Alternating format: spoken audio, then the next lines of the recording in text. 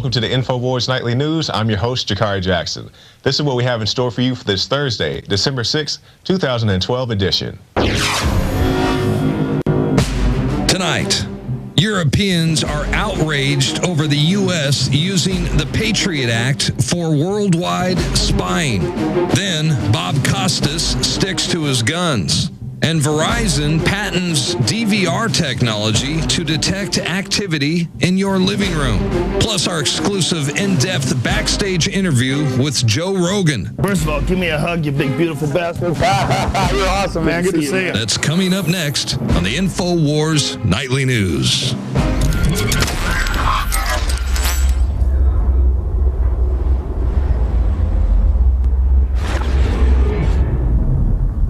Top story headline: Europeans outraged over the U.S. using Patriot Act for worldwide spying. Let's take a look. Researchers from the University of Amsterdam have condemned the United States for allowing the controversial Patriot Act to bypass foreign laws and let Americans intercept data from persons internationally. Cloud computing and higher education and research institutions in the U.S. Patriot Act researchers from the Schools Institute in Information Law say that legislation enacted to allegedly protect the security of United States citizens has in the process eroded privacy protections on a global scale. So this is one of those things where you saw it happen over here in the U.S. and you may have thought, oh, well, it's not that big of a deal. It sucks for them. That's kind of the universal attitude. It sucks for them. That'd never happen here. So I'm not saying Europeans could have done anything about, you know, a United States policy, but you got to say something when these things happen. Just like on 9/11, when they started profiling people at the airport, first it was just Muslims and, you know, dark-skinned males, and now they're doing it to everybody. You know, shaking you down, checking your bags, and taking you in the back to do things, and, you know, dropping eggs that turn into bat homeland security creatures. So speak up, because if you don't speak up for your rights, you could lose them. So when you see something happen over there in other countries, make sure you speak up for them as well, because it can and probably will come to you. Next story: Bob Costas sticks to his guns on O'Reilly appearance. Okay, so I never thought I'd see the day where I'd actually, you know, appreciate the work of Bill O'Reilly, but he was actually, to me, one of the cooler heads in this interview. You know, he does his, you know, bombardment style of, you know, gotcha kind of stuff. But I mean, O'Reilly said, hey, you know, I'd rather have my gun in a situation like the Batman shooting, but, you know, Costas really wasn't having it. So let's take a look at this video of Bob Costas on the O'Reilly factor. And his buddy says, you better get yourself a gun. And he says, I have 8 of them. Now, the buddy didn't say, you better get a samurai sword. You better why do they their have hands. the guns? All right, they may feel that they need it for protection. They may feel that it's part of a romanticized culture. There's an aspect of this, a kind of Wild West. Some of what we see in the inner cities, or some of what may be glamorized in gangster rap videos. So, I mean, my question is to the NFL, to the players, to whatever sports Bob Costas may commentate on. And I'm not going to get up here and pretend like I hate Bob Costas. When I was more into sports, I haven't followed sports, you know, regularly in many years. But when I did, you know, I did appreciate the work of Bob Costas. But to the NFL players, the NBA players, or whatever sport he may, you know, participate in, what do you feel about this guy? He says you're aggressive young men who shouldn't own weapons. This is a quote from his MSNBC interview the other day. Young athletes are disproportionately armed. I'm not sure what a proportion of athletes should be armed. And even if all those guns were attained legally, which to me somewhat implies, you know, he is very careful in what he said there, but it to me is somewhat saying that he implies that guns were attained illegally, possibly some criminal activity. And I'm not going to lie that there are plenty of, you know, episodes where, you know, athletes did use guns, you know, bad situations such as Pac-Man Jones. But there are the situations that you don't hear about people protecting their homes with guns. Not just athletes, but celebrities. These people get attacked. You got these young, rich guys. They got big jewelry and cars with all these rims on them and stuff. People might want to attack them, you know, and I don't see why they can't be, you know, legally armed. And even guys, I just don't understand what his problem is with young men arming themselves. Okay, so to say something nice about Bob Costas, in his defense in this O'Reilly interview, He says had he had more time during that particular episode of the NFL game, he would have gone in to talk about domestic violence and the possible use of drugs and other things that could have factored in, but he still blames the guns. He said, like, the guy didn't have a samurai sword. What if he did have a samurai sword? Would you try to ban samurai swords, Bob Costas? So whatever, man. Don't try to take my guns, because actually I'm not an NFL player, but I fit into that young male demographic with guns. So keep your comments to yourself. Thank you, sir. Next story. All right. Sex with minors. Supervisor of detective accused of sexually assaulting 2 teenage boys claims top city officials protected the cop. Phoenix Police Sergeant Mark, I'm sorry, Mark, I cannot say your last name, supervisor of now former Phoenix police detective accused of having sex with 2 teenage boys, claims that 2 city officials meddled in his efforts to deal with the detective's work problems. Councilman Tom Simplot and Assistant Police Chief Tracy Montgomery, both openly gay, interfered in his dealings with the ex-cop Chris Wilson. So basically what happened is Mr. Wilson, got caught up in some dirty deeds, allegedly, I guess you should say. And these 2 members, one a councilman, one assistant police chief, meddled in the affairs of Sergeant Marks, I don't know, dealings, I don't know if you'd call it an investigation, but his dealings with the officer, and he's saying, hey, these guys pretty much interfered with me, keeping track of this guy, and now he's out there having sex with young boys, allegedly.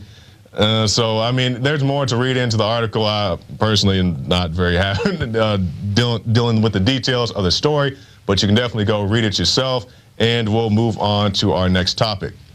Verizon patents DVR technology to detect activity in your living room. Now, this isn't anything new. I believe Alex, I don't know how many years ago, but you can come back to me for a second, Marcos. Alex did a story, I think it was live on the radio show, streaming live on PrisonPlanet.tv, where he actually opened a cable box and showed people a microphone inside the cable box. People didn't believe it. Xbox openly admits, well, I don't want to say openly admits, but it's been proven, I guess, to some extent, that the new Xbox consoles can even track you once the thing has been turned off. It's just these motion technologies, and now we have this thing from Verizon. So let's go to the article here.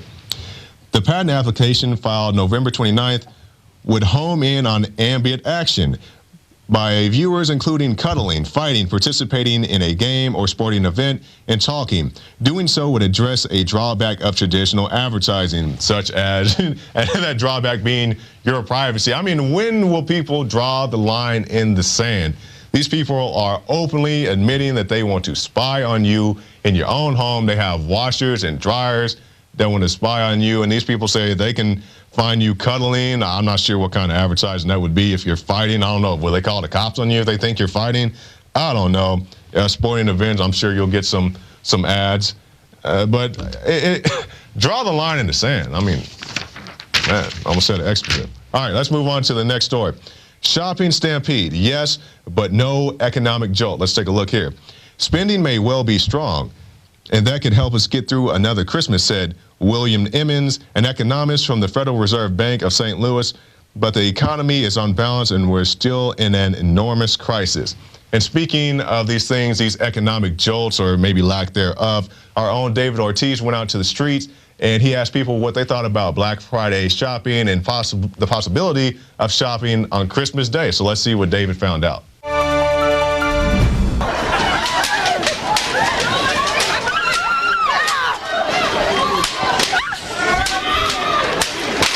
The immense popularity of Black Friday and the introduction of Thanksgiving Day shopping this year is prompting many Americans to question the mental health of people who participate in these events. The success of Thanksgiving Day shopping has also prompted many media outlets to hint that Christmas Day shopping could be introduced to the public in coming years. We asked local Austinites what they think of this prospect. Okay, do you want a Black Friday Christmas? No. No. No. Why not? Because you have 364 other days to shop, and I don't think people should shop on Christmas Day. Absolutely not. I believe that Black Friday for Thanksgiving is already enough for the American consumer, and Black Friday Christmas will destroy everything really Christmas is about, finally destroy it for real. No. Why not? First of all, I don't even know what it is. Absolutely not. I think that would ruin Christmas. It just would, to make it its own holiday would be, I don't know. I don't like it. That'd be awesome. Yes, definitely. I think it would help. I mean, if they want to be open, go for it. I'm not going to be out there shopping. So I'll be with family, hanging out at home, relaxing. What are your thoughts when you see videos of people trampling each other for cheap products? White trash. Those are my thoughts. Never, number one, stand in that line. Number two, I would never trample over people to get something at Walmart. I feel like they're just not connect. They've lost all connection with humans, and they see humans as sort of just a roadblock in their life. I guess they're just completely closed off to others and just really simple-minded. Well, I think it's funny, like I said. When people get trampled, you think it's funny? I think it's sad.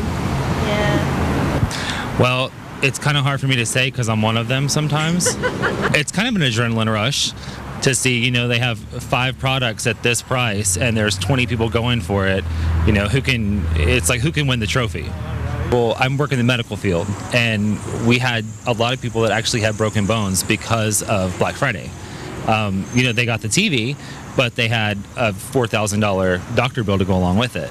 According to the National Retail Federation, stores that were open this past Thanksgiving Day experienced a 22% increase in profits over the Thanksgiving holiday weekend. According to the Wall Street Journal, in past years, many retail stores were also closed for Memorial Day, 4th of July, and Labor Day. What do you think of the fact that a lot of experts say that the discounts on Black Friday aren't even that great? I agree. Totally agree. They're not that great. They just make you spend more money. So they're not that good. You can get the same discounts if you just watch the ads and look online. I didn't know that. That's pretty interesting, though. I didn't know that either. I mean, the first toy that I ever got from Black Friday was the Game Boy Color, and it was like $40 when we got it at the time. That was something that cost $200. So I always thought Black Friday was a great deal. Does the Black Friday-ization of society boost holiday morale or hurt holiday morale, in your opinion? I don't know if it boosts or hurts, but it certainly changes the focus, and that's the problem. I mean, it can boost it. It can, because, I mean, it's kind of a family thing. A lot of families make it an event to go and get everyone together. So in a way, it can create like a family thing. For INFOWARS Nightly News, I'm David Ortiz. All right, thanks for that great report, David. That's actually pretty entertaining. That lady said it straight out. You're white trash. I've been shopping on Black Friday. I'm not going to hide that from our viewers, but, I went, I got my PlayStation and I got out. I didn't trample anybody. I didn't punch a little girl in the face trying to get a Barbie doll. Just got my stuff. I got out, and that was the end of that. So we'll see. I mean, if stores want to open on Christmas, I'm not sure how well that's going to play, but it could be where society's going. So we'll move on now to our last story. DARPA flying Reaper drones that can surveil entire cities in real time. The records released by the Electronic Frontier Foundation revealed that 3 branches of the military are operating drones within civilian airspace, and those are the Air Force, Marine Corps, and DARPA. The article goes on to say that they practice with their drones by surveilling you when you're driving your car around town. So there's your surveillance state, because people said, oh, they don't surveil you with drones. You're lying, Alex Jones. There are no drones domestically. And now it's like, yeah, we do. But if you have a problem with it, then there's something wrong with you. Well, if you have a problem with it, like I do, you can join us this Saturday, December 8th, right here in Austin, Texas, for our first ever drone mob and video contest. We will be at Zilker Park right here in Austin, Texas at 11 a.m. You can join us out there. I believe that if you guys can be there at least by noon, we're going to try to have a real cool shot where we lift all the drones off the ground. So you can check on INFOWARS.com. We have a map on there, and you guys can see the exact area if you're not familiar with the area. And basically, the reason why we're doing this is we want to raise awareness of drones. Because people say, oh, you're trying to, desensitize people that drones are flying around. We're trying to show people that drones are flying around. Because first it was, there weren't any drones, and now there are drones, but you shouldn't have a problem with it. And just like I said in our earlier story, when we see in Pakistan, we see the atrocities that happen there with drones and other places. It's not just there. But when you look at places like that over there and you think, oh, it's over there, it sucks for them. That's the mentality. Oh, it sucks for them that it happens over there. Well, I'm telling you, man, it's coming here. They're using Predator drones to track cattle thieves. In the police's defense, those guys were armed, but still, Predator drone to track cattle thieves. So join us this Saturday, December 8th, Zilker Park, Austin, Texas, 11 a.m. Even if you don't have a drone, you can come out. You can meet the INFOWARS crew. I know myself, Rob Dew, Melissa Melton, I believe David Knight will be out there as well as many other people, some people that you may not be used to seeing on camera. So come out there, meet the INFOWARS team. We'll have giveaways. So look for the giant INFOWARS flag this Saturday, December 8th in Austin, Texas. All right. And that brings us to our quote of the day. This one from our good friend Bob Costas. Let's take a look. Even if all those guns were obtained legally, you can't have 65 guys in their 20s, aggressive young men subject to impulses without something bad happening. Bob Costas. As if, you know, all violence is carried out by young men in their 20s. There's plenty of gun violence places. There's plenty of domestic violence places. But, you know, he targets down to this group. And once again, NFL, what do you think about, you know, being, you know, subjected to, you know, this one-size-fits-all aggressive young men, violent with guns category, this gun culture, as Bob Costas calls it. I mean, yeah, America does have a gun culture, but, you know, it's founded on guns. So I don't see what this guy's problem is. But anyway, we had to actually cut some stuff out of the first segment because I ran in too much. So stay tuned after this break. We will be back with an interview Alex conducted this past weekend with Joe Rogan. So stay tuned for that. And after that, we'll be back with a segment with Ben Fuchs and Dr. Wallach. I believe this is segment number 4 of their interview series. It's actually a pretty good interview if you guys haven't seen it. So definitely stay tuned for that. And we'll be back right after this. Recently, the Harvard School of Health looked at more than a dozen scientific studies concerning fluoride and confirmed what countless other scientists have been documenting for decades. Sodium fluoride in the body reduces IQ and increases cancers.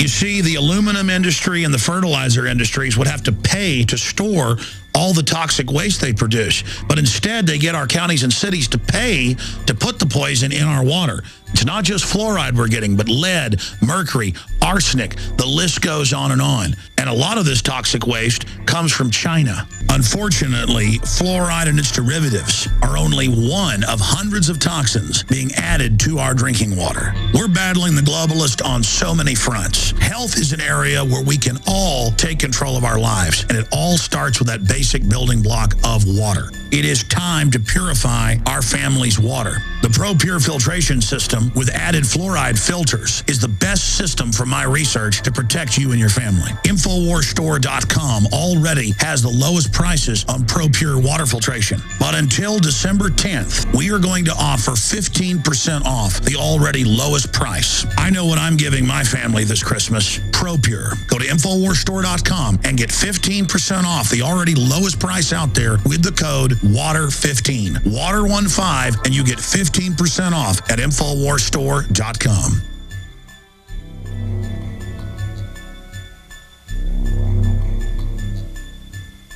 As Skynet continues to rise, most Americans have no idea the arsenal their own government is prepared to use against them. Walking weapons and unmanned drones that will find their way to U.S. soil if they haven't already. But the future is not written in stone. Join InfoWars for the first ever drone mob December 8th at Zilker Park in Austin, Texas. This family-friendly event is to inform the public of the weapons that target us. Bring your own drones and spy planes as we make the statement that we don't want our weapons turned against us. Be there at 11 a.m. There will be some amazing giveaways and even a video contest. So bring your camera, because whoever films the best drone video at the event and posts it up on YouTube will receive 1,000 Federal Reserve notes. And be sure to use the hashtag DroneMob on Twitter and visit Infowars.com for more details.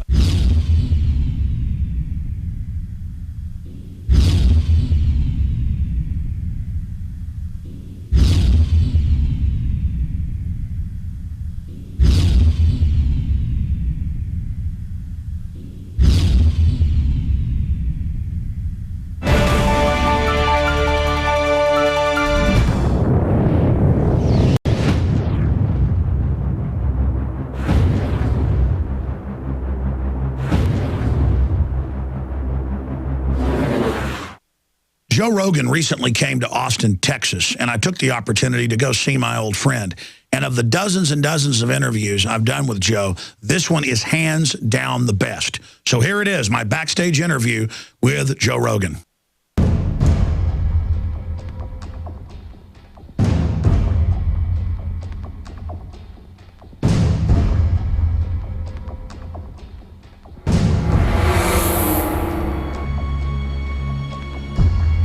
Joe Rogan, my old friend. Here you are in Austin at the W, at the Moody, big packed house. You're about to go out there in 15 minutes. To you, what is the nature of reality in your core spirit, whatever you want to call it? What is the nature of being on this planet in deep space, orbiting the sun, this magic all around us, and we're busy worrying about how many liters of vodka Lindsay Lohan had? First of all, give me a hug, you big beautiful bastard. You're awesome, man. Good to see you. I miss you. So good to see you. I miss you too, man. Yeah, we see each other once a year, and I think you're one of the most misunderstood people on the planet. And I'm glad we're friends, and I'm glad we've been friends for so long. You're an interesting dude, Alex, and you're a real truth seeker. You know, there's a lot of people that don't appreciate you for what you do, and appreciate, like, a lot of people don't get to know you. Like, you're a fucking cool guy. You're a really nice guy to hang around. We've taken Alex to the UFC before. We've done so many comedy shows with you at Cap City and hung out with you. You're a good dude, man. At its core, I was thinking about this yesterday. What I do, what you do, what a few others do, I think it's that we are real, and that's what people are so desperate for. Yeah, right or wrong, I'm real as I can be. If I'm wrong, I'm sorry. I didn't think I was wrong. I'll tell you if I'm wrong. But I'm going to be as honest about this whole thing as I possibly can. And I think we owe each other that. And I think the idea that we don't, and that we shouldn't think that deeply, or we shouldn't uncover problems and issues, and we should just go about our lives, ooh, I don't think that makes sense. I don't think that makes sense mathematically. It doesn't make sense logically. I think we, as a species, owe it to ourselves to be honest with ourselves. That's the best benefit that we get from being around other people, is to understand the real information as they see it. And you can process that any way you like. You can look at it and put it through the filter of ego and personal circumstance and all sorts of things that make people have opinions that are biased in one way or another, whether it's a liberal or a Republican. But when you get past all that, if you really get to see how a person is thinking when they're honest. And when they're not, you don't really know who you're talking to. You're dealing in this fantasy world of you're dealing in this world where someone's pretending to be something because it looks like that looks best on the numbers. You know, like they've looked at like some sheets and say they prefer Christian, nothing Mormon or anything crazy like that. This is what people prefer, so let's go Christian. They prefer a person who wears a tie and a suit all the time, so let's dress in the appropriate manner. And they sort of slowly but surely segment themselves into this ridiculous population of pretenders. So a world of people in entropy making the, quote, safe bet, but then when everybody does that, the Titanic basically goes down. I don't think you can have a safe bet anymore. I think it's fake, and I think that way of talking is annoying to people, and I think we've only accepted it because we've had to. And I think now that it's 2012 and we have the kind of access to information, the raw information, not sanctioned by CNN or sanctioned by Fox News or the raw. You get it from people on cell phones in Bahrain, and the era of the gatekeepers over. I think that model doesn't work with the access to information that we have today. Everybody says mainline television and media is dead, but I heard you say it 15 years ago, before I even met you a year or so later, when you came to visit Austin. I mean, how did you see it so far out? Well, it wasn't just me, man. It was like that song, that Don Henley song. Is it Don Henley or Glenn Frey? Who has that song? Dirty Laundry? Oh yeah. It's not an Eagles song, is it? Who is? No, I think that's the first guy. Yeah, Don Henley. Kick them all right? up. Yeah, it's Don Henley, right? Is that who? Anyway, the guys from the Eagles. That Dirty Laundry song, man. That was in like the 80s or something, yes. Wasn't it? Beautiful song, but it's so just right. It's a show. The problem with making the news a show is you know, like I was watching this Fox News thing. We were just talking about it, where the Fox News people had to like laugh and joke about being upset about Obama losing. They were like, huh, you know, maybe can they ask them if they would take Obama with them as well? I don't think they would do that. So it's like this like really joke, but it's really what it is like this sanctioned opinion that we're upset that we lost, that we're you know, it's almost like you're ragging on a rival football team. It's like WWF wrestling. It's all fake. So shifting outside of that, you talk a lot about the nature of reality. The nature of reality, Joe. What is it at your core when you wake up at 4 a.m. in a hot sweat? What do you see out there? See, that's the thing. There's no answer to that. It's too confusing. You could take a position if you wanted to, but there's no real answer to it. We're a manifestation of the consciousness of the universe. What we are is what we are, and I don't understand it. And to try to box it up and either limit it or be overindulgent in my appreciation of it, or whatever it is, it is. And there's some real rules to this thing, whatever the hell it is. And one of them that seems to make sense is that you got to be nice to people, and you got to enjoy this thing, and you got to spread as much fun and happiness as you can. And if you can do that, you're like a generator of happy feelings, and people want to feel happy. Like you literally can generate like a whirlwind of happy feelings. You can make happy communities. You can make happy connections between other people. And one of the best ways of doing it is to give them your real feelings about things, and to give them, you know, stand-up comedy, and to give them podcasts. So what the universe wants is reality. Well, this is my reality. This is all I can comment on. And my own physical, personal reality. Instead of somebody else's. And that's the key. Well, you can get defined easily by other people's perceptions of you. My whole life, I was convinced, when I was a young man, I was convinced I was a loser. Absolutely convinced. Until I started getting really good at martial arts, I never thought I was good at anything. I just had a very low self-esteem. And I was limiting myself by what I thought were other people's opinions of me. This is when I was a really young kid, and I didn't figure this out until I was like in my 30s. But I think that you absolutely can be limited by your perceptions of someone's definitions of you. But you can break through that stuff. That's what you break through with discipline. That's where you break through with hard work and concentration and focus. And that's why it's so important to have like either a discipline or an art or something that you're trying to create or something that you're really focusing on. Because if you don't have like a point of focus as a human, I think it's very hard to get through this life and have an appreciation for true struggle. Because our physical struggle with what our bodies are designed for, the caveman of 10,000 plus years ago, our bodies are still designed for that. That physical struggle doesn't really manifest itself when you're sitting in front of a cubicle, you know, in front of a computer in a cubicle, in this unnatural position all day. I think the whole situation is very confusing for the human body.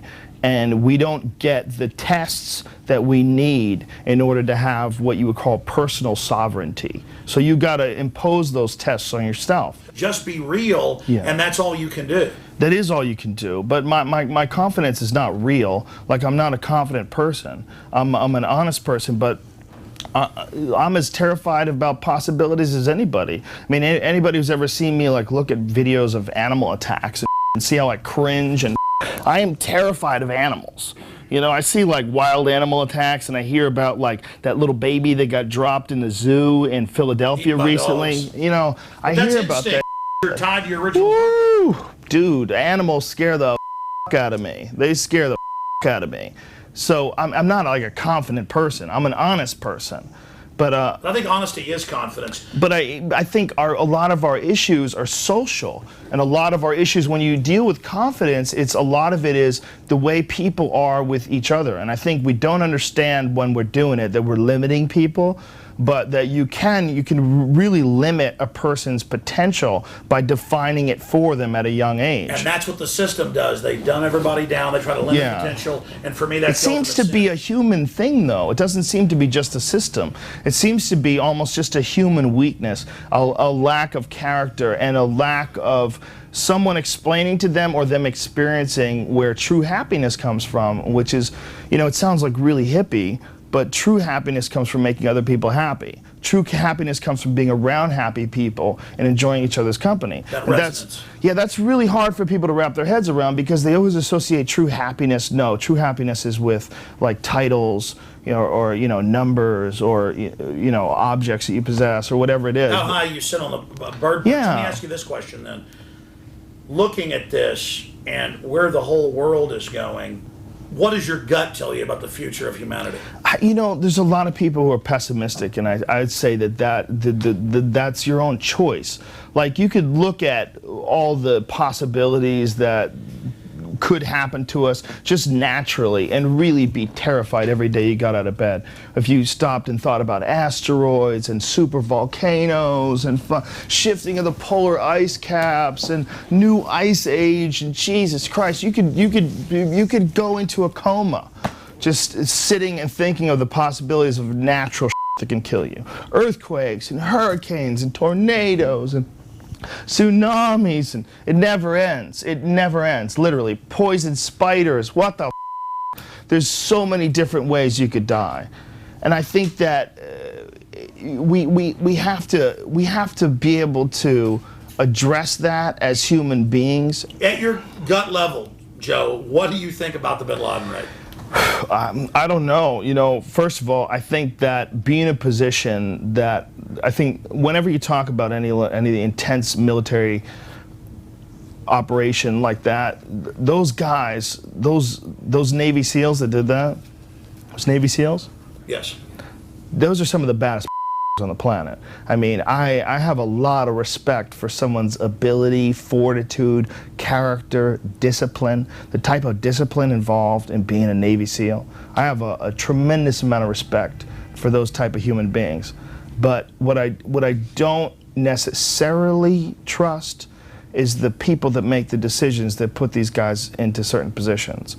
It's them that I trust implicitly. Like, I understand the kind of discipline that it takes to be elite at anything. And when you're an elite at something as life or death, as being a Navy SEAL, you're a bad period. So I don't ever want to say anything that's disrespectful to anybody that's in that position, because I respect their intentions 100%. But it sounds like a silly story. Like, everybody says this guy's been dead for a long time. They said that Bin Laden, I mean, I see all these different people who have said that Bin Laden had already been dead. I don't know. I wasn't there. I have no information other than some that I read in the newspaper or watch on TV. But the official stories turn out to not be true. And it seems like they lie about everything. We ready to do this? 7? What? So 7 minutes? Good. 7 minutes. I actually talked.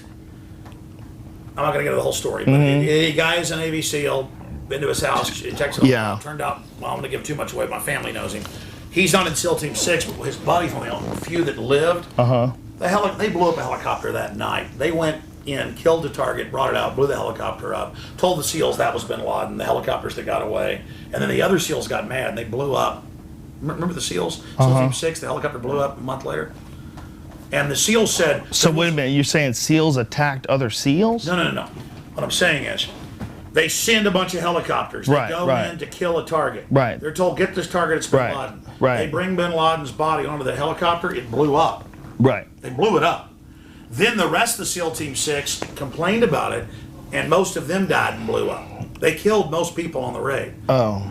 Remember a month later, the SEAL helicopters? Yeah, I thought that was just another unrelated incident that was part of like what they're doing over there is incredibly dangerous. No, it is, but they blew. But that was the biggest loss in the entire Afghan war. Right, but that is I mean, is there a real connection between those two events? I talked to the SEAL, and he said we believe Al Qaeda put a bomb on the plane, on the helicopter, or the government did it. Right, but it could have been that they just got shot down too, right? Is that possible? Well, they said they never. I mean, they're in war. I know, but that was the biggest loss of SEALs the entire Yeah, war. but sometimes that's how goes down. Remember that Scud missile that landed on that the barracks in the first Iraq war?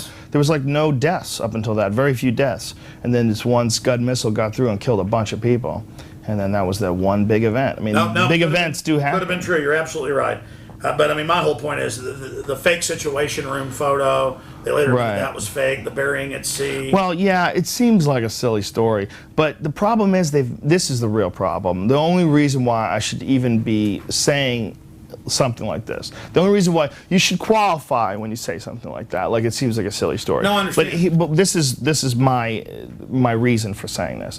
I saw the Jessica Lynch story, which was the girl who was injured in the Iraq War. They said that they had to go in and rescue her, and there was a gunfight, and they rescued her. And she said that no such thing ever happened. And she got in a lot of trouble and took a lot of heat by refuting the official statement. They tried to manufacture a narrative about her life. To get women in the military. What about Pat Tillman? Yes, exactly. That's two things. Well, Pat Tillman, the bottom line is whatever happened with him, he was killed by friendly fire. Now, that's not what was in the initial report. The initial reports of his death were that he had died in defending his country. And the coroner wouldn't lie and said it was homicide. Well, I mean, was it homicide or was it friendly fire? I think there's a lot of confusion when you're in a war. Well, they shot him at a distance that he begged for his life. They came up and triple tapped him right in the forehead. But how do you know that, though? If you weren't there. Coroner's report. Yeah, but see, man, unless you were there, unless you saw how it happened, the coroner's report is going to show you got shot. No, I hear you. It's just when you have a history. Pat was sending letters back to his family, said, I'm going to go public on the war on drugs. This whole thing's a fraud. It's a lie. And then he magically dies, and I've just learned how their MO works. But no, I hear you. But your possibility, what you're saying is that's in the game too. It's possible. Well, I even talked to his brother, and his brother's hardcore, man. I saw his brother at a reading at his funeral, where he was talking about how Pat didn't believe in God and Pat's dead, and it was really intense. It was really intense. And his story is a strange one. I mean, it's a guy who, this square-jawed, uber-handsome, super powerful athlete who decides he was going to defend his country like that football was secondary in his mind. He was a real patriot. I mean, this is a guy who really abandoned this multi-million-dollar lucrative career as a professional athlete to go and defend his country. I mean, that is a powerful human being that cannot be denied. Saw it was a fraud, was going to come back and speak out. Yeah, and was strong enough to realize that he had been duped and didn't, look, he's a dangerous guy to have against you. And I think that the system, doesn't like people like that. And does that mean that he was murdered? No, because I think war is hell, and I think horrible things happen in war, and I think it's very possible that he could have accidentally gotten killed by friendly fire. Joe, you got to go out in 3 minutes, so let's just get this question. 3 minutes, ladies and gentlemen, before the New World Order shuts this place down. Exactly. No, your fans are going to demand it. Obama. We talked about Obama deception. You called it. Not that we're saying Romney's good either, but the point is, with Obama, NDAA, 3 times the pot raids of Bush. I mean, what do you say about Obama in 4 years not facing re-election and the power of the pardon? Look at that camera, Joe. I think it's really hard to be the president of the United States. And I think that our layman's view of that position is probably so woefully inadequate in really getting a feel for the magnitude of the pressure that guy must face from all sorts of different positions. And I think that I have to go on stage. Come on, I'm following you. Get out there with him. Yeah. We ready to rock? It's 15:15. Oh yeah, I'm sorry, Brian. What you panicked. He panicked, Brian. See that? Hey! Stand by. I'm ready. You ready? Are you ready for it? Music. You gotta.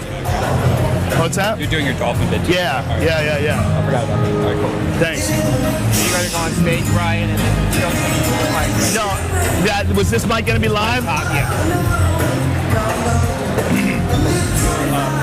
Ready? Yeah, let's do it. Kill the music.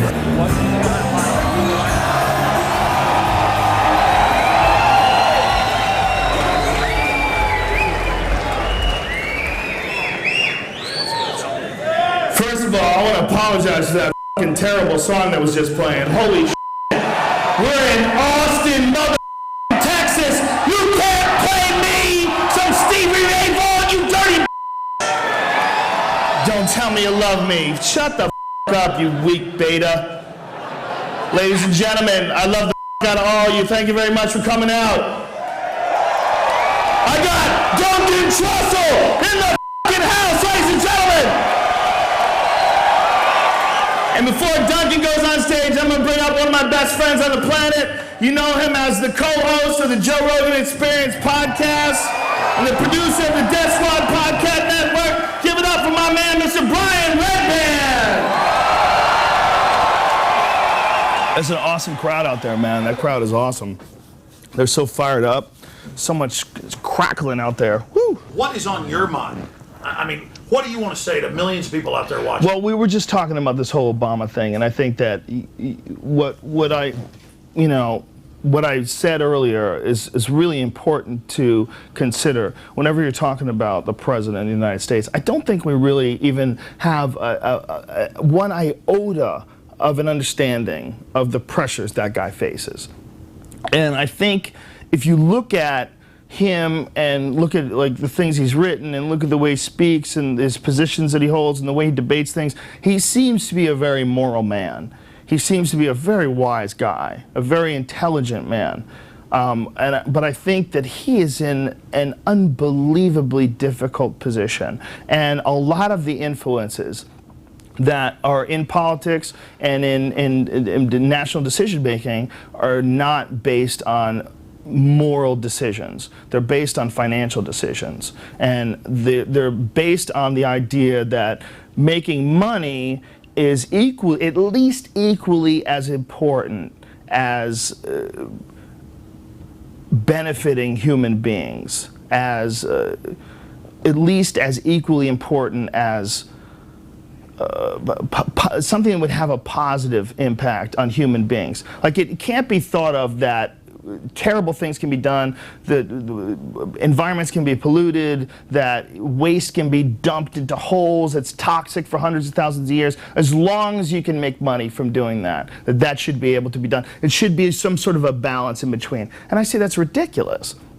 Like, it's got to be thought of from a position that anything that gets done, if it has a negative impact on humans, if it has a negative impact on the environment, it really shouldn't be done. I agree with you, but the globalists run this eugenics operation where they say we're doing this for the good of the earth, but then they do the GMO, they do the toxic waste dumping, they do the nuclear testing, while lecturing us about how much carbon dioxide we exhale. In fact, I'm glad you brought that. Well, it's a crazy position because we find ourselves in this system that's already been created before we were born. I mean, before you and I could ever drive, cars had existed for many, many years. People had been driving them. We grew up. We drove cars. That was just it. I mean, we were born into this situation. Like kids with computers. They won't even know any difference. But what I'm saying is we were born into this situation where we were contributing this poison into the environment. And then it became this consideration of how much poison can you put in. I think we were born into this situation where, we have these highways we travel to every day at work. Every day you get in your car and you start it and you drive. And then one day when you're in your 20s, whatever the hell it is, you realize, whoa, I'm a part of some crazy pollution machine. Like, okay, I thought I was just driving to work.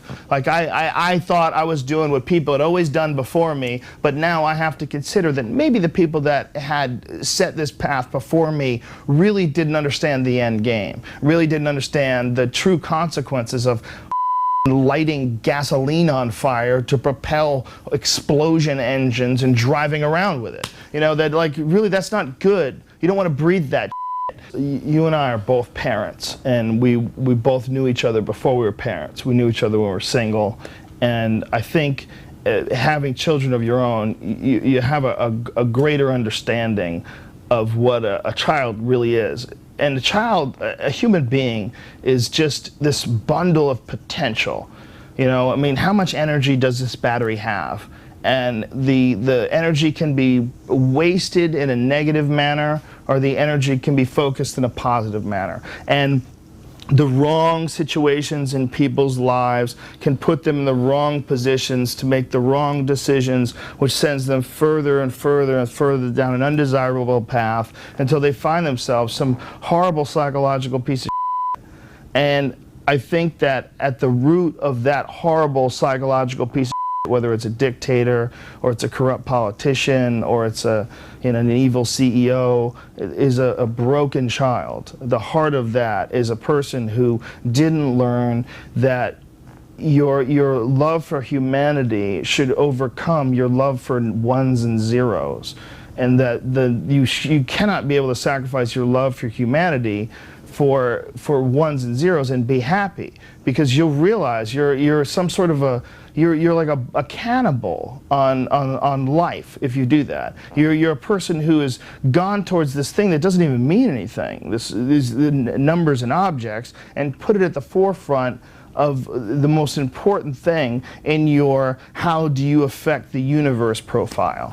You're not concerned about being nice to people. You're not concerned about having a positive impact on people. You're more concerned with making ones and zeros. And when you don't care about other people, doesn't it really say you don't care about yourself? It does, and see, we're not taught that. It sounds like hippie bullshit, but it really truly is how the human race interacts with each other. You really have to be nice to other people to be happy. You have to. If you're not, you won't be happy. And we all make mistakes, and we all find ourselves in positions of frustration, and we've all acted out and yelled at our dog when maybe we shouldn't have, and there's pressures in this life. But I think it's really important to recognize what those truly are, and to understand that at the end of it, we can alleviate a lot of how we deal with in this life if we really treated people the way we would treat them as if they were ourselves living another life. 92% of nuclear reactors are leaking. They're building more. 20 years ago, they cared about having problems. Now they've just raised the level of radiation, in some cases 1,000 times on the isotopes at Fukushima. The government knew the tuna had high radiation hitting California. They still fed it to people. In 1990, they wouldn't let troops use DU because they knew in the studies it killed them. After 1990, they just said it's fine for you to use. There is a self-destructiveness, because these scientists all talk about talking to other scientists, and they go, oh, humans won't be here in 50 years anyways, so what? Let's just do it. There's almost like a self-destruction switch that's been flipped. So some groups are flipping the self-destruct switch. Others are trying to transcend and say, hey, let's not do this. What do you say about just these two rushing rails in the world? Do you agree, or do you disagree? Do you have something to add? I think we're definitely, society is in an odd position where we require certain types of energy. We require electricity. There's really no getting around running a city without electricity the way they're set up right now. And because of that, we have this deep dependence on massive amounts of power. And most people really don't want to think about where that comes from. It's a real issue. And when you have to deliver power to all these different cities, you have to deliver power to all these different people, like you need some sort of a massive source. And that needs to be considered.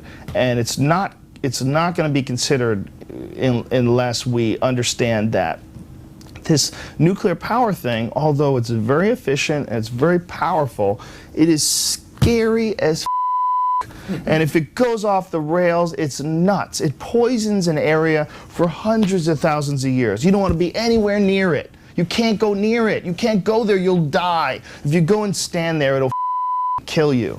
Like, man, is that our only option? Isn't it sunny out here all the time? Should we really, especially in California, shouldn't we really be experimenting with ways to cut these nuclear power plants, stop them, and like make these giant solar banks? Is that possible? And there's millions of acres. Solar panels don't blow up and make your kids die. Yeah, and we still don't understand what the effects are of those gigantic towers that are like right over some people's houses. Have you ever gotten out of someone's car or gotten out of, in front of someone's house and they live near one of those places? Yeah. It's like right under those giant wire tower things.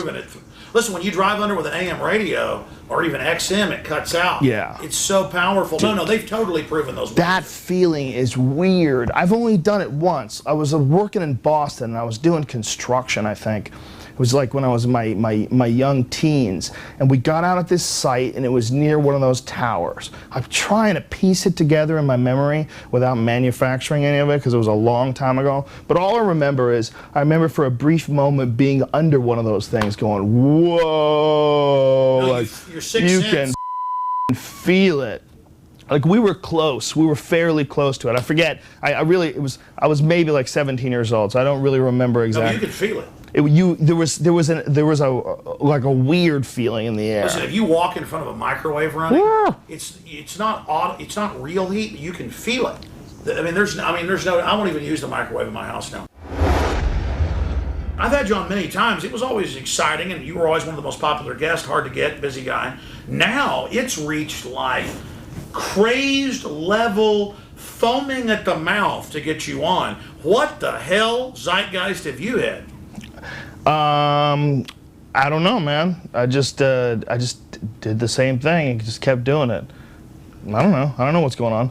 I think it's got to be the podcast. That's the most obvious possibility. You do it just over and over again, and it's real. Yeah, well, and we have as many interesting people as we can. Like you had that John McAfee guy, or McAfee, excuse me, guy, and we had that guy on too. That's the type of guy that I want to talk to. Fascinating characters. We have a lot of authors, really interesting, intelligent people. And it's not left or right. It's not. It's just wide open discussion. Yeah, look, I'm not left or right. There's a lot of about me that's left, and there's a lot of about me that's right. I hunt. I just started hunting this year. I killed a deer, and I totally became a hunter. I'm like, Jesus Christ, if I could do this and get most of my meat this way, I would way rather do that than buy food from the grocery store. Quantify that. Yeah, well, first of all, we know about all the different antibiotics and different things that they pump into cows, but on top of that, cows are not supposed to be eating corn.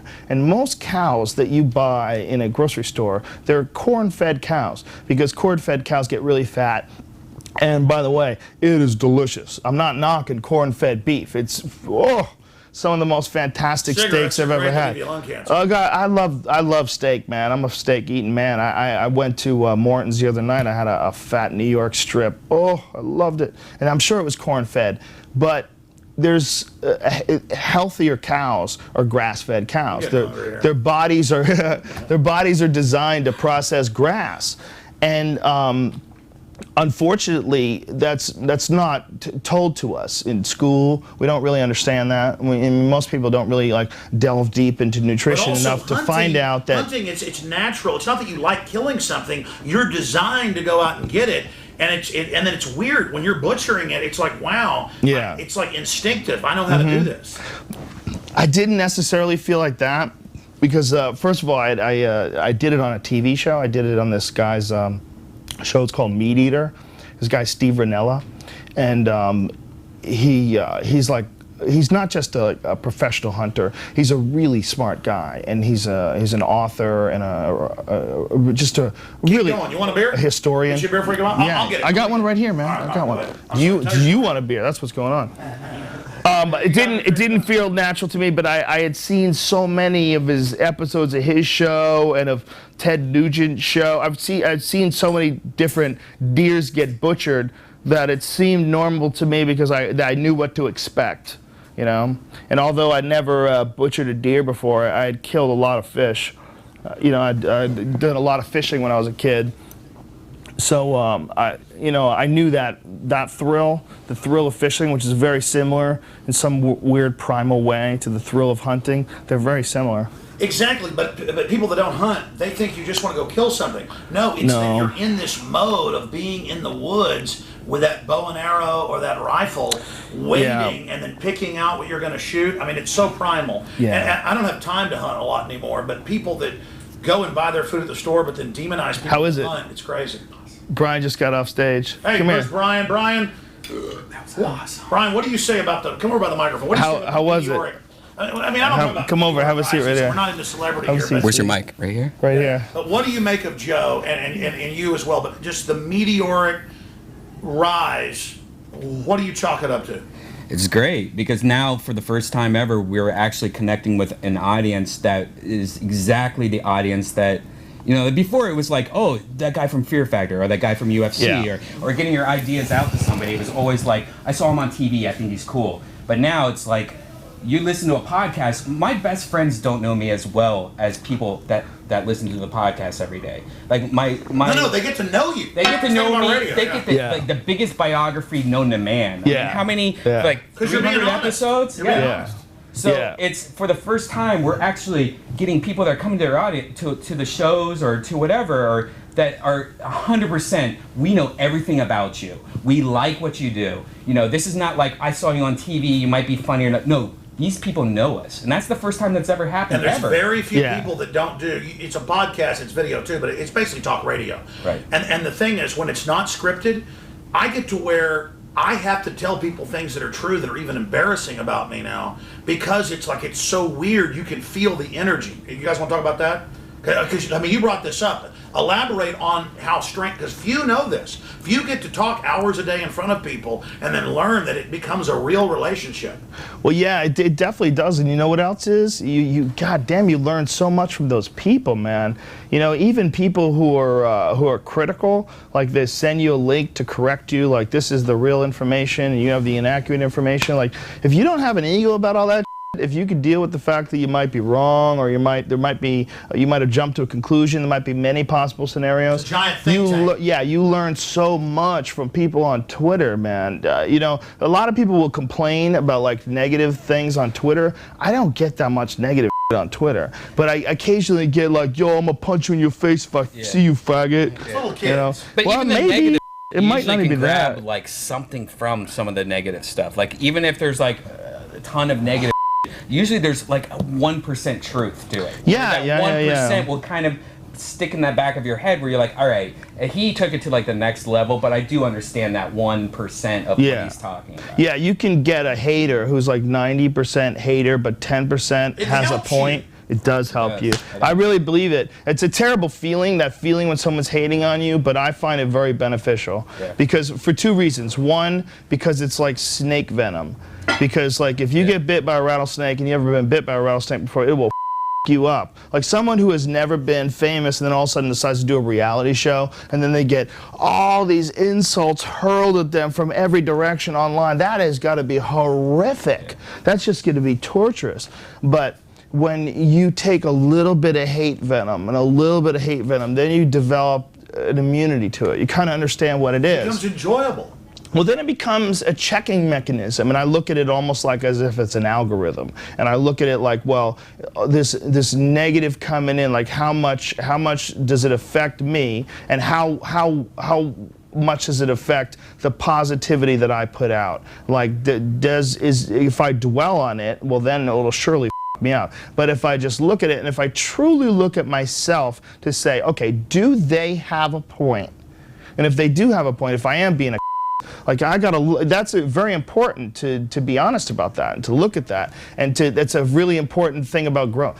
Yeah, you're gonna have to edit that word out, ladies and gentlemen, even online. But I think that's really hard for people to do. You know, it's really hard for people to take the negatives and turn them into a positive. But when you put out the majority positive, like the most important thing is you got to put out, it sounds hypocritical coming from the two guys that put out the Carlos Mencia video, but the reality is the more negative you put out, the more negative comes back at you. And you don't have to do it. You don't have to pump out negative. You can even, when negative comes at you, you can even go, well, sorry you feel that way. But I'm not connected to that. I actually find it entertaining when trolls attack me if there's no truth in it. But even when there's some, I mean, it's a guilty pleasure, but I know the point you're talking about. I mean, it's almost like a feedback or almost like a focus group where you can see yourself clearer. when you have something like CNN or Fox News or anything, you have not only do you have a news outlet, but you also have an entertainment program, and you have a bureaucracy. You have a bunch of people behind the scenes. There's a bunch of people trying to influence this and influence that. There's too many cooks in the kitchen. With Brian and I, it's just Brian and I. We don't have to talk. You know, if Brian comes to me and says, "Hey, I think we should talk about this on the podcast," I go, "Okay, are you into it? Like, what is it? What is it about it that you're into?" He goes, "Oh, this is important. This is something up about this." So the answer is, what's interesting to us? That's what it is. Not exactly. Not everyone who wanders is lost. If I was to ask you, where is Joe Rogan going, would you say I've already arrived? It's just being real. I don't think about it, man. I think that's a big waste of time, and that all I think about is, am I making enough money to support myself so I don't have to starve to death? You know, am I making money to pay all my bills? Am I not getting crazy? Because I'm a very indulgent person. I don't want to do anything stupid. Okay, that's out of the way. Everybody, the family's taken care of. What's next? What do I want to do? And then do that.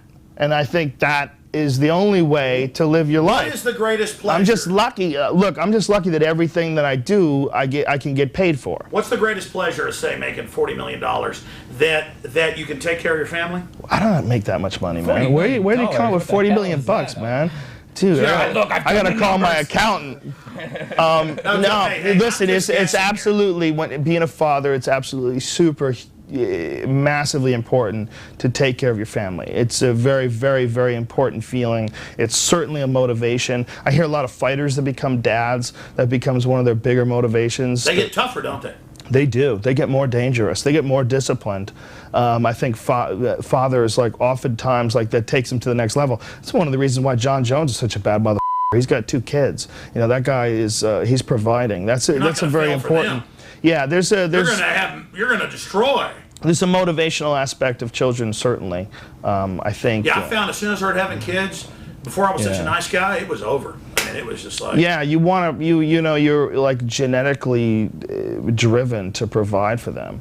But when that's taken care of, then the other idea is to look at your fellow man as if they're also a part of your extended family. It's f***ing hard to do. It's hard to do. It's hard to do. It's hard to throw your own bullshit out the window. It's hard to. That's what makes me mad. Is some woman walked out in front of me in a parking lot, and I slammed on my brakes. She slapped the hood of my car, and I'm rolling. And I said, "I'm sorry, ma'am," even though she was in the wrong. And she said, "Look at you, this big old truck. You piece of garbage." And then my son was next to me. Wow. And I snapped at her, and I was like, well, I said, "Where are you from, California?" Not knocking folks in California, but she goes, "How do you know that?" And then this woman with her runs over, gets in my face. And I'm like, "Look, I said I was sorry to you. You walked out in front of me." And I mean, I've noticed that's when I... Alex Jones, you need yoga in your life. You do. And you need some yoga. Listen, I got to go on stage any minute now. I'm going on stage any minute now, so we got to end this fucking thing. All right, we're going to end it right here. Joe? Alex. What is the secret of the universe? There's no secret. I have no answers, man. You can't ask me that. What am I, a wizard?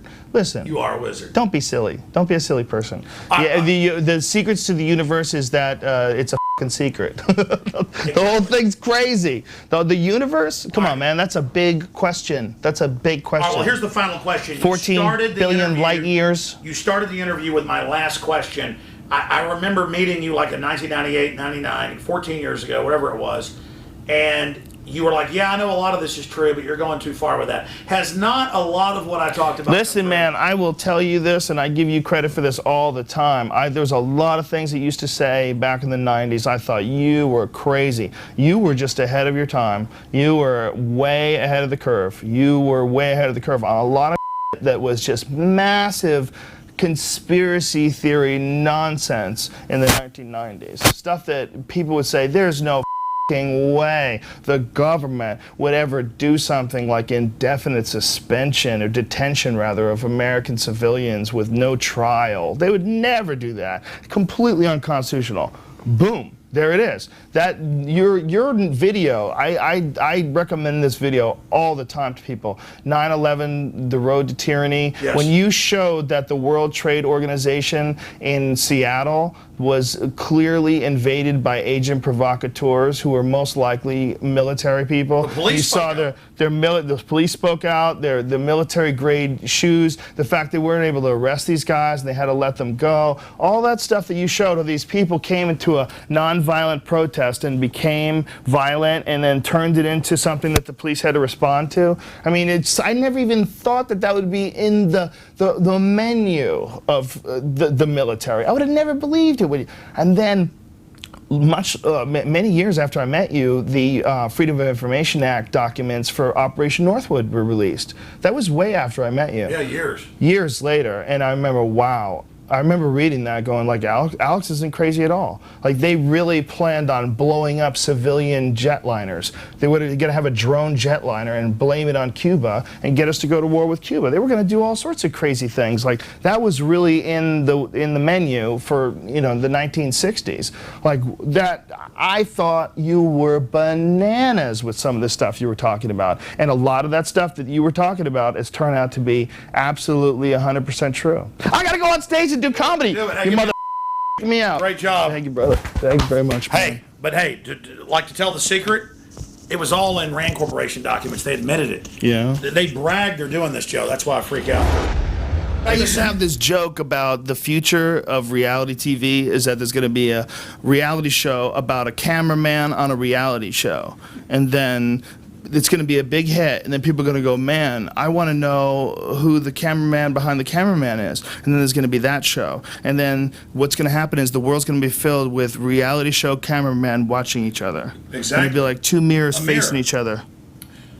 Check out JoeRogan.net and check out our podcast, The Joe Rogan Experience, or on iTunes under The Joe Rogan Experience. And check out DeathSquad.tv or Death Squad on iTunes for even more podcasts if you like what Joe does. We have Kevin Pereira from Pointless and Ryan Keeley and Dana Diarmond and a bunch of funny people. So Wait a minute. Is that Joe Rogan right there? that's him. No. I Right can't there. see him. That's him right there. Holy mackerel. Oh, my God, ladies and gentlemen. All right, Alex Jones signing off for INFOWARS.com and PrisonPlanet.tv. And remember, if you're watching this transmission, you are the resistance. And I'm about to go on stage, I think, any second now. I think that's you, buddy. Duncan this is the part where he goes, he's doing this, like a trance. He goes through a trance. It's like being possessed by a demon. I think he may be part of the New World Order. Is that possible? I think so. I think you might be right. I got nothing, guys. That's it. Here we go. Get the free train going. Austin, Texas, bitches. Thank you so much.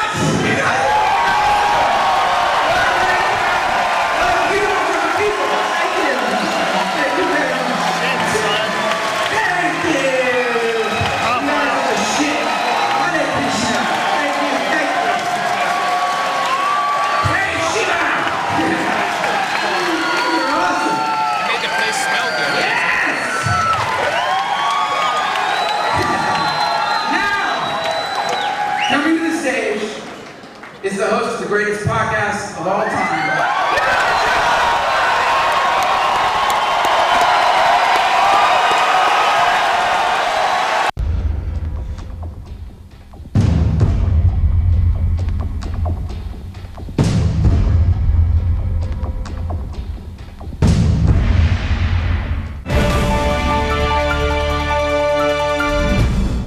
As Skynet continues to rise, most Americans have no idea the arsenal their own government is prepared to use against them. Walking weapons and unmanned drones that will find their way to U.S. soil if they haven't already.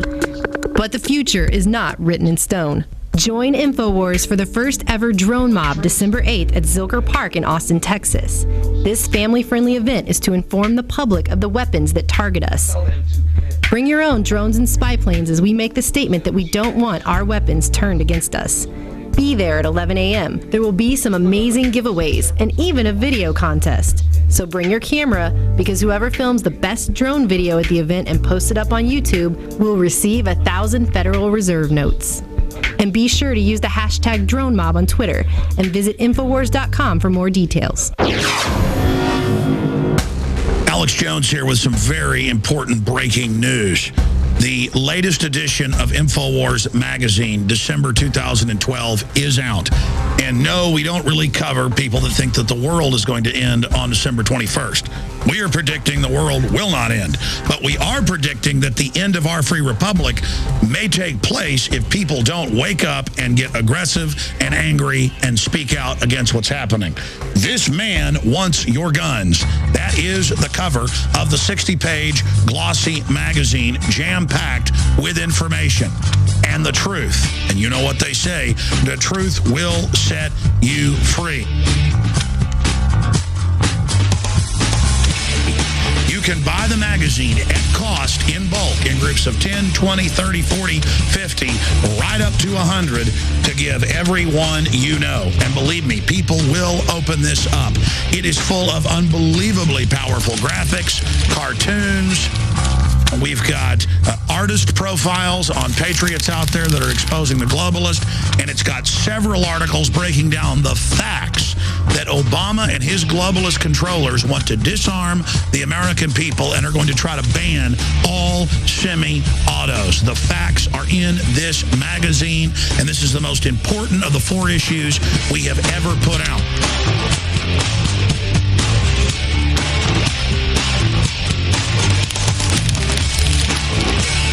When you do sign up for the subscription, you don't just get 12 in the mail. When supplies last of the previous issues, we will put back issues like the November issue, Zombies, Are You a Zombie? Breaking down how television has put the general public into a trance-like state. You will get that when you sign up for the next 12 issues in December of 2012. My goal is to expose the globalist and to win the info war so it doesn't become a physical war. We've seen Hillary Clinton saying that they're winning the info war. Top globalist Zbigniew Brzezinski says that nationalism is growing and that people are waking up against outside forces because of populism and alternative media. This particular issue of the magazine is the one to give friends and family. It's the one to put under the tree or in the stocking. It's the one to leave at church. It's the one to leave at the dentist office. This is the one, the December issue of INFOWARS magazine with Ron Paul, the attack on the Second Amendment, the police state, the GMO takeover. It's all there and all available at InfoWarsStore.com or by calling 888-253-3139. Get your subscription or buy the magazines in bulk today. I'm Alex Jones signing off for InfoWars.com. Until next time, remember, if you're watching this, if you're receiving this transmission, you are the resistance.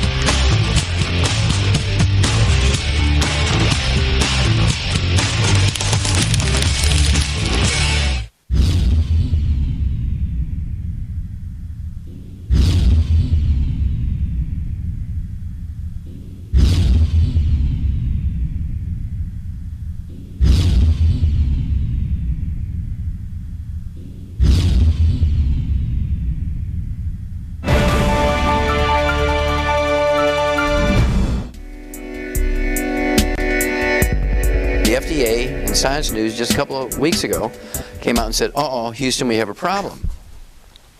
They put out new warnings on statin drugs saying diabetes increases your risk of diabetes by 50%, increases your risk of Alzheimer's disease by 100%. That's amazing. If you go on a cholesterol-restricted diet and you take cholesterol-lowering drugs, statin drugs, you will get Alzheimer's disease. Yeah. Okay? And I said that in 1971, and they all laughed at me. Cholesterol to make neurons. That's right. You must eat eggs. See, egg is a perfect food. You start out with a chick on that egg the size of a lentil, as thick as a piece of paper, with the diameter of a lentil, right? I mean, we're talking about 3 or 4 millimeters in diameter, 1/10 of a millimeter thick. That's the chick, and there's the yolk and the white. That's all food for the chick. In 21 days of incubation, you have a chick with a beating heart and lungs and legs and all the muscles and feathers and skin and eyes and brain. All from that little egg. All from that little egg. And so it's a perfect food. Yeah. And so if you want to keep your brains, you want to have a great sex life, you want to you want to have your adrenal glands that are happy, you don't want to have menopause, you don't want erectile dysfunction, you better be eating 6 to 10 to 12. I eat a minimum of 8 eggs a day. I try for 12 every day. Where else can you get? What other foods would you recommend? Eat the chicken skin, throw the chicken away. Just don't eat it fried, okay? You can eat... Fish skin? Yeah, you get a little bit of cholesterol actually in salmon, in the fat underneath the salmon skin. You can get it from red meat. You can get it from lard and butter. You get a little bit of cholesterol in butter. What do you think about, what nutrients would you use with your cholesterol? Any particular vitamin E or essential fatty acids? Well, sure. You have to take the 90 essential nutrients, which includes vitamin E, and we're talking about selenium and vitamin A. All these things are antioxidants in their own right. Now, vitamin A, why did they call it vitamin A? Because it was the first one discovered. When it was discovered over 4,000 years ago by the Egyptians, they could get rid of night blindness, which we know is caused by vitamin A deficiency, by giving people extracts of liver. They'd squeeze liver, get the juice out of the liver, give it to you, and night blindness would go away. Vitamin A is a stupendously important vitamin as well. How about for the immune system, vitamin A for the immune system? Of course, because it's an antioxidant. Yeah. It helps protect you from free radicals and also helps your immune system fight against organisms, transmitted organisms like bacteria and viruses and fungus and yeast, all kinds of stuff. So every one of the 90 essential nutrients is important. They're called essential nutrients. They're not optional nutrients. The word essential, that's what that means. Now, real quick, I wonder if you could touch upon the digestive system. We got 80 million Americans with digestive problems. 1 out of 3 Americans is dealing with some kind of digestive issue. When we know with liquid nutrients you can bypass a lot of that, but what would you recommend for folks in terms of not essential nutrients necessarily, but accessory nutrients that people can use to support digestive wellness? Okay, well, first of all, the old theory used to be you are what you eat, right? Right. That's not right. It's what you absorb. You are what you absorb. Very good. You are what you absorb. Right. And so when you pick the right number, when you said 30% of Americans have a terrible digestive problem, Mayo Clinic came out in 2009 and said 30% of Americans have gluten intolerance. Now there's some communities that eat a lot of grains because they're, for whatever reason, it's cheap, it's stored for years in case there's some imminent disaster, right? We're talking about the Amish, the Mennonites, the Hutterites, the Mormons, the Seventh-day Adventists are all vegetarians, they eat a lot of grains. They have 80% gluten intolerance. Now what that does is you lose the villi in your small intestines and you get celiac disease, you get diverticulitis, you get irritable bowel syndrome, inflammatory bowel disease, and you get ulcer colitis. And you don't absorb your nutrients. You lose 85% ability to absorb them, so what's 15% of nothing? Nothing. Very little. Yeah. Right? And so the problem we have now is all these people now are being told to eat whole grains, and so there's all this gluten intolerance happening, so people are not absorbing what little nutrition there might be naturally in the food, right? And they're not supplementing. And so you have to get off of gluten, you have to supplement properly, and then 99% of these problems go away. When you're talking about diseases, for instance, like you have a baby born with muscular dystrophy, cystic fibrosis, cleft palate, they're born deaf, and all this kind of stuff. Invariably, the mother will be gluten intolerant because what little nutrients are in the food, she can't absorb them very efficiently. So she's got a malnourished fetus. She's got a malnourished fetus. Wow. It's not genetic. Oh, yeah, it's malnourishment. Malnourishment. But here's the thing that gives doctors a little bit of hope that their theory is correct. Gluten intolerance is passed on through cord blood or breast milk. It's not genetic, but the glutens are passed on. The allergens. Well, they're not even allergens. It's not an allergy. It's an intolerance. So in other words, the proteins, the peptides are passed through in the milk and the baby becomes intolerant to it as well. Yes, exactly. Now here's the deal. Nobody's allergic to poison ivy because there's no pollen involved, nobody eats it for salads, but everybody is intolerant of it. Now you rub poison ivy on yourself, you don't get an allergic reaction. You don't get an immune reaction. You have a contact dermatitis. Right. The same thing when you eat gluten and you have a gluten intolerance, you don't get an allergic reaction, you get a contact. It's a mechanical issue. Would you say it's mechanical? It's a chemical irritant. You get a contact enteritis. Okay? So it's not necessarily an allergic reaction. It is not an allergic reaction. It's still an immune reaction. No. It's not even an immune reaction. Is it mechanical? It's a chemical irritant. So gluten is an irritant. Oh yeah, it's a contact enteritis. Bakers will get it too. There's baker's dermatitis. Well, yeah, exactly the same thing. Same idea. And so what you do is you get these people on gluten-free diets. Their asthma goes away in 2 weeks. It's amazing. And you have a woman who's had 3 kids in a row with muscular dystrophy. You put her on a gluten-free diet, you give her the 90 essential nutrients appropriate for her body weight, you throw in some extra selenium, she'll never have another child with muscular dystrophy. She can have 10 more kids, but none of them will have muscular dystrophy because it's not genetic. That's amazing. Now, are there other things in grains aside from gluten? Gluten gets all the press, but there's other things as well.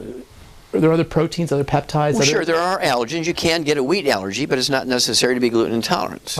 Is grain a problematic food, in your opinion? Yes, it is, because human beings were never designed to eat grain. Yeah.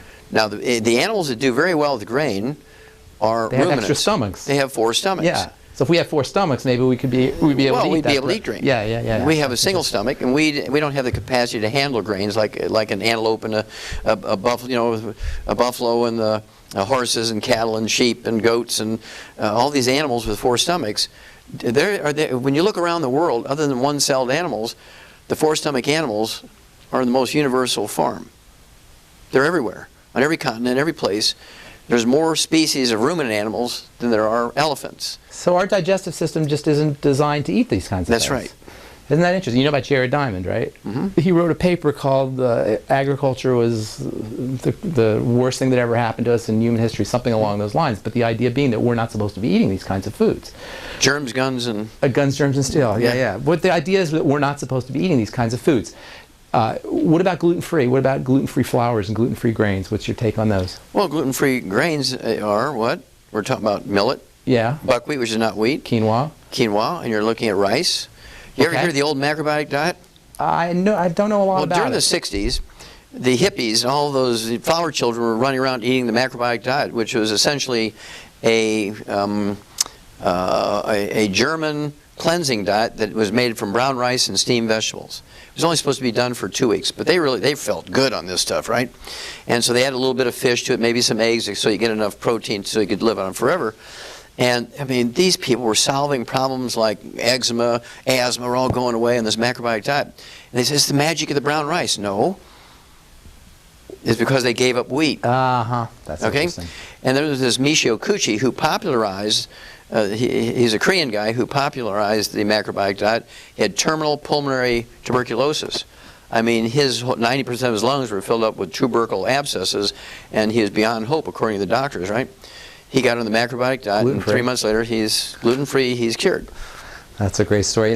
Now, I don't know if people really recognize that you are a prolific writer, and you write some great books. You write some great books, and what I like about your books is how you pull together all these disparate fields, these disparate sciences, anthropology and sociology and history and economics and nutrition and chemistry and biology. You pull the whole thing together.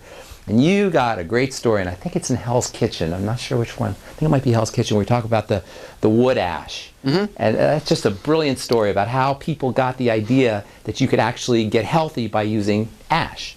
And you see, sometimes you'll see ash on in the ingredient decks or in the nutritional facts on dog food. And tell us a little bit about this whole idea of ash and minerals and how that works in terms of nutritional power and nutritional. Well, sure. Well, this goes back to the caveman. Was that Hell's Kitchen, by the way? Well, it was in Hell's Kitchen. There's a little bit of that in the book Rare Earths Have Been Cures. Okay. And also a little bit in even Let's Play Doctor, Immortality. It's in all of it. Because in the old days, even in the caveman days, they had fires, right, for their fuel. Right. And the cave's going to get filled up with ashes. Right. So they had to throw it outside. It didn't take long to recognize that, where they were throwing those ashes, the green stuff, the leaves were twice as big than where it didn't get. So when they started gardens, they would throw the wood ashes into the gardens rather than just throw it down the stream or in the recycling bin to save the earth, right? They'd put it in the gardens. Well, wood ashes are not ashes. Wood ashes are really the minerals that the tree had sucked up out of the ground. And when you burn the wood for fuel, the minerals don't burn. So you have a powder in the fire pit, the fireplace, the wood stove. The ashes, the minerals that aren't burning. Yes, they put them in the garden. So then the okra and the tomatoes and the corn and the sweet potatoes and the beans and peas and cucumbers, suck it all up, eat your vegetables and your grains. You got it that way. You got your minerals in that fashion. Nobody made the connection yet. They were using it as a fertilizer, but they never made the connection. They were getting minerals from it. They never did that.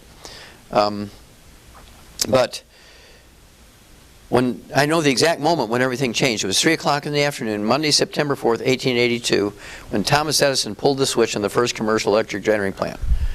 3 o'clock in the afternoon, Monday, September 4th, 1882. He pulled the switch in the first commercial electric generating plant on Pearl Street in New York City on the bluff overlooking the construction of the Brooklyn Bridge.